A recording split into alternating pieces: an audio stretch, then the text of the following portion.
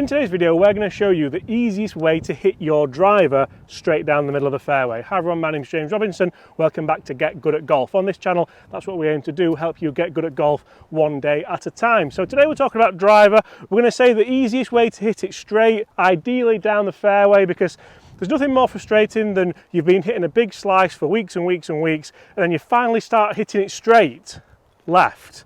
We've all been through that, and because you pull in the golf ball, you start to think, oh, why can't I just hit the ball straight? You know what, I'm going to aim right because I'm pulling it, and then the slice comes back. It's the most infuriating thing in the world of golf. How can I eradicate that, and how can I, to be honest, just hit longer, straighter drives, because that's what we all want to do. So we're going to talk about club face angle, we're going to talk about attack angle, and we're going to marry a few simple things up to help you just get that little bit better at golf. So a lot of it is generally in the right arm. If you have the correct takeaway, it's going to make it a lot easier for you to hit straighter golf shots. You see, if my right arm works outwards here, you'll see that I start to really kind of pick that club up a little bit. So if I pick the club up here, it's very difficult to get it into the correct position at the top. From there, it's even more difficult to get it down where I want it into the delivery position. So if I have that right arm set properly, that can actually stem from how I'm holding the club as well. If I'm holding the club incorrectly, it's very difficult to get that right arm set properly. If my right hand is too far on top, you'll see there that that right arm becomes very, very strong. That's when we start to see it work outwards. If I have the right hand a little bit more underneath that grip, so I've got a nice neutral grip, maybe a little bit strong you could say, but a lot of the world's best players do grip it a little bit stronger now, and they get the right arm working a lot more this way. So as you turn, it's more of a kind of bicep curl with that arm. It starts to move upwards. The left arm obviously stays nice and straight. From there I can load up to the top of the backswing nicely.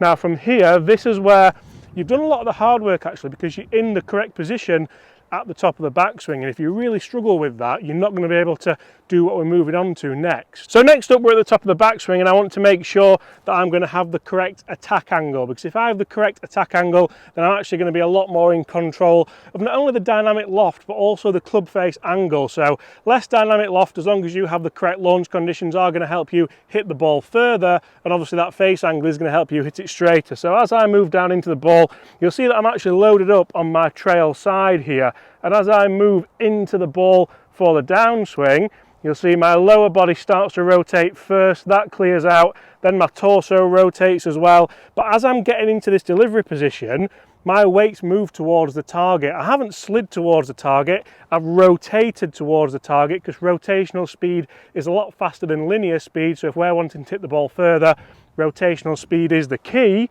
And from there, I have my low point of the club pre-impact. I have that before the ball, before impact, before I even touch the golf ball.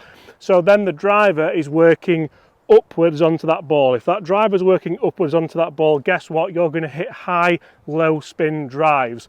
But also, because you've managed to get your body working correctly, you're not flipping the driver over. There's none of this movement through the shot. Because if we rely heavily on the hands moving through the driver, that's when you start to see a shot where, right, if I really time this properly, oh no, that was a quick left. But then I actually want to just, like, the timing was off a little bit, like I was okay there, I just didn't quite time it as I want to. So if oh no, that one's, right, I've hit one left, one right. The swing looks very similar, but timing was just massively, massively out. We're not relying on timing now, because we've got the correct angle of attack. We've got all the correct movements in this golf swing to allow you to hit better drives. So you'll see this third and final shot I'm going to give you before Chris throws, to be honest, some of the best drills in the game at you. You'll see that we're not relying on club face at all, because that club face is moving nice and straight through the ball, like this. Guys, that is how you can hit much straighter golf shots straight down the middle of the fairway every single time. It's a much easier way of doing it. You should pick up some ball speed and some distance as well. If you want to know how to do it, stay tuned, because Chris is going to throw some drills at you. So obviously great points as always there from James, and if you are looking to improve your game and you do want online lessons or in-person lessons, drop us an email on that email below. But James makes a great point there. It's a lot about the right arm. If we start to think, if we can get this right arm to work better, we can start to put pressure on the golf ball. And putting pressure on the golf ball doesn't necessarily mean we're hitting down, especially not with a driver. We can pressure that golf ball if we get into that correct setup. So you'll see here, what I want you to do is obviously a drill, is obviously getting this arm a little bit set so you can actually see the forearm here. I don't want to be seeing that there. It's a weak grip. From there, like James mentioned, the club is going to work all over the place. I want you to relax that arm and even have it set a little bit already into your body, so your biceps nicely connected to your chest. From here, we're in a good position to do the move away. Once we can do the move away, we can get up to the top of the backswing and start to put on the power. From here, that right arm comes back into the same place. I've got that nice little bend in the arm, it's not bullet straight, and I can pressure that golf ball. So a drill for you to do on the driving range, you can do this with an iron, you can build it up to with a driver, but you just get your right hand on and just get your left hand underneath this arm. So I want to have that little bit of set, so we're putting a bit of pressure on that hand, and just make some back swings where you're really feeling like you're keeping this elbow in. You can see there I get nice and neutral to the top. The club is in a good position. My elbow's not flared out here and in this kind of position. And you might say, yes, McIlroy at the top of his backswing, who is probably one of the best drivers in the world, does have it a little bit, but he's in control of that. But for you, the everyday golfer, or anyone playing out there, a handicap golfer, even if we can get you making a shorter swing to here, with that arm tucked in, you're going to be able to pressure that golf ball. You're going to be able to bring that club down better. You're going to be able to put some pressure onto that. And even if it's a shorter backswing, you'll see a lot of videos recently on YouTube about shorter backswings, but we can get the club face back to the ball more consistently, and if we can do that, you're going to hit the ball further from a shorter swing. We can still get the correct sequence. It can probably feel effortless and a lot shorter, but the ball goes a lot further. I mean, again, comment below, how many times have you been for a lesson and somebody's told you to shorten your swing a little bit, and you go, well, it won't go as far.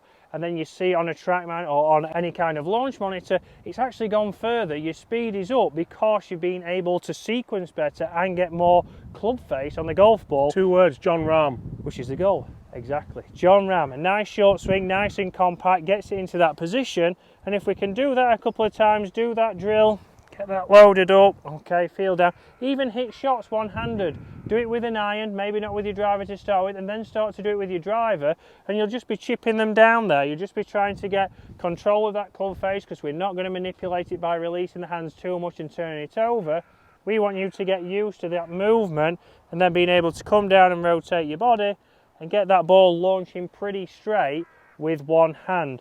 Once we've done that a couple of times and we know we can get that into the correct position, we can hit some drives just like that, where we pressure the golf ball, I'm in balance, and that's going to help you get good at golf. How good is that driver, by the way? Unbelievable driver. 100 quid.